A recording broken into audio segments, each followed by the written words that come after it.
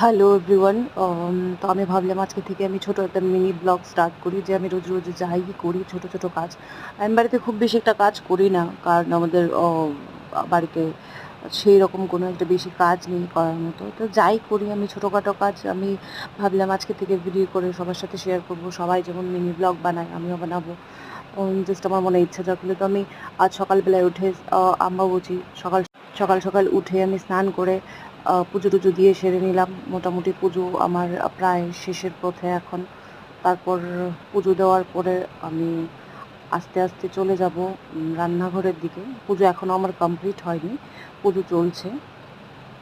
তো পুজো দিয়ে সেরে আমি চলে যাব রান্নাঘরে।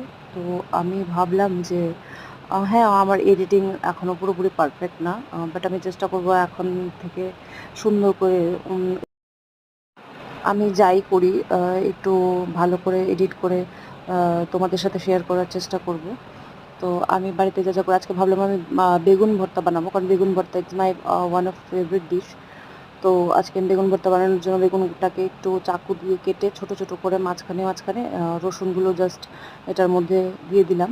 তো রসুনগুলো দেওয়া কমপ্লিট হয়ে গেলে এরপর বেগুনটাকে নিয়ে